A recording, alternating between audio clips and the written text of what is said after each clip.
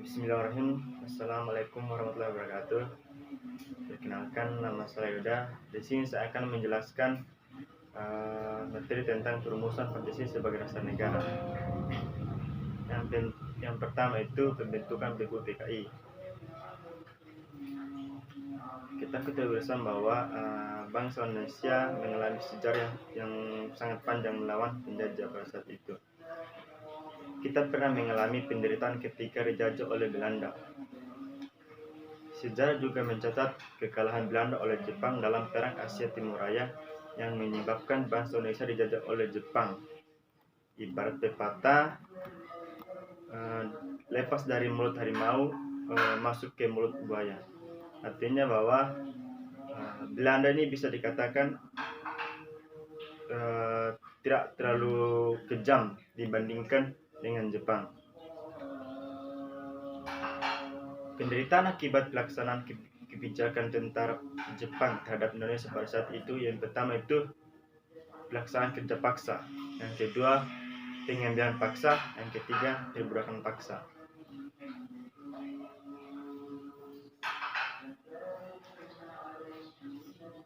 Kemenangan Jepang di Asia tidak bertahan lama. Pihak sekutu Inggris, Amerika Serikat, dan Belanda melakukan serangan balasan terhadap Belanda. Salah satu persatuan daerah yang dikuasai Jepang kembali ke tangan sekutu.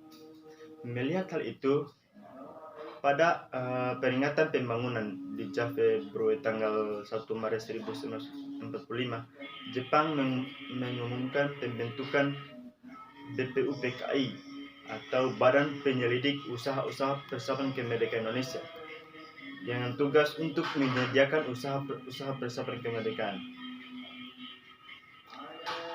Janji Jepang membentuk BPUPKI direalisasikan pada tanggal 29 April 1945 bersamaan dengan hari ulang tahun Kaisar Hirohito.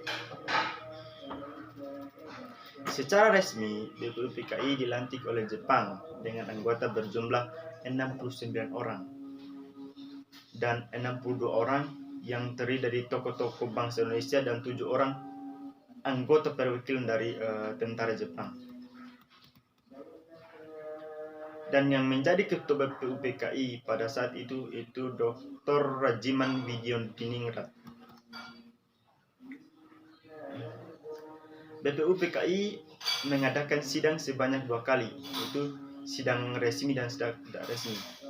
Sidang resmi pertama dilaksanakan pada 29 Mei sampai dengan 1 Juni 1945 yang membahas tentang dasar negara. Sidang kedua berlangsung tanggal 10 sampai tanggal 17 Juli 1945 dengan membahas tentang rancangan Undang-Undang Dasar. Pada pelaksanaan sidang tidak resmi hanya dihadiri oleh 38 orang.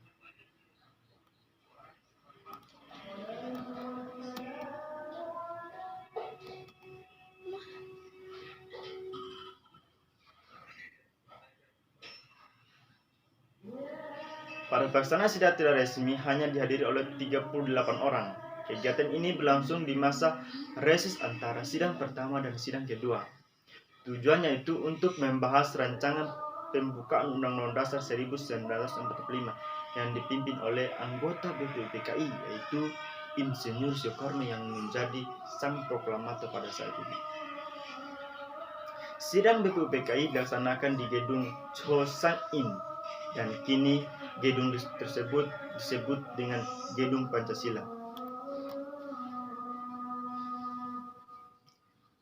Yang kedua yaitu perumusan dasar negara. Kita ketahui bersama bahwa dasar negara merupakan fondasi berdirinya suatu negara. Ibarat sebuah bangunan, tanpa fondasi yang kuat tentu tidak akan berdiri kokoh. Oleh karena itu, dasar negara sebagai fondasi harus disusun sekuat mungkin sebelum suatu negara berdiri.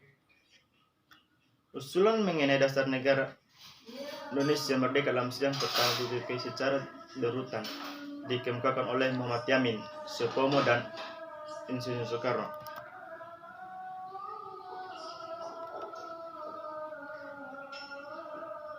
Pada sidang BPPKI tanggal 29 Mei 1995, Muhammad Yamin mengusulkan secara lisan dasar negara Indonesia merdeka itu yang pertama, peri kebangsaan, yang kedua, peri kemanusiaan, yang ketiga, peri ketuhanan, yang keempat, peri kerakyatan, dan yang kelima, peri kesejahteraan.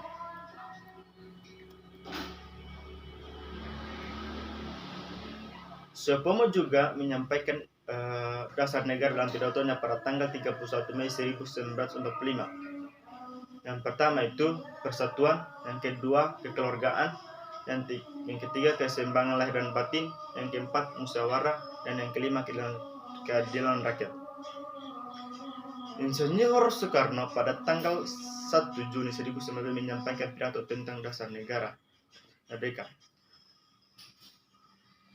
Usulannya berbentuk fundamental atau filsafat atau pikiran jiwa hasrat yang sedalam-dalamnya untuk di atasnya didirikan Indonesia merdeka yang kekal dan abadi. Negara Indonesia yang kekal abadi negara Indonesia yang kekal abadi itu dasarnya adalah Pancasila itu sendiri.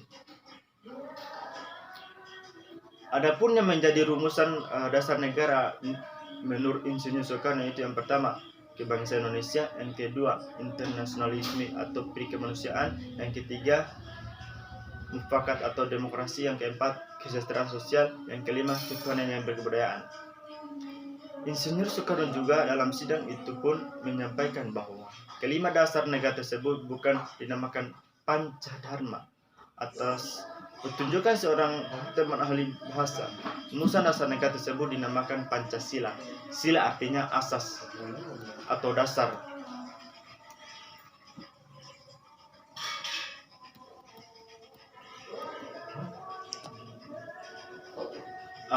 Dan di atas kelima dasar itulah yang mendirikan negara Indonesia yang kekal dan abadi.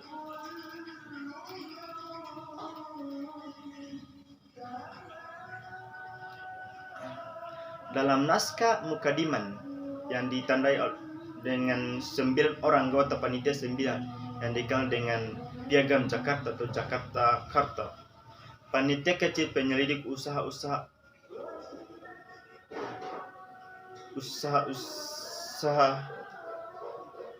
untuk berkeyakinan bahwa Mukadiman dapat menghubungkan, mempersatukan paham-paham yang ada di kalangan anggota-anggota BPPKI. Selanjutnya, naskah Mukadiman tersebut dibawa ke sidang BPPKI pada tanggal 10 sampai 17 Juli 1995 dan pada tanggal 14 Agustus 1995 Mukadiman disepakati oleh BPPKI.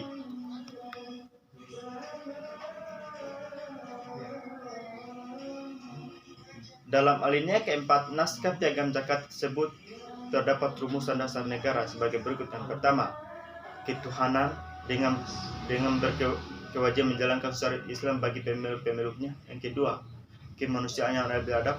Yang ketiga, persatuan Indonesia. Yang keempat, kerakyatan yang dipimpin oleh hikmat kebiasaan dalam permusyawaratan perwakilan. Yang kelima, keadilan sosial bagi seluruh Indonesia.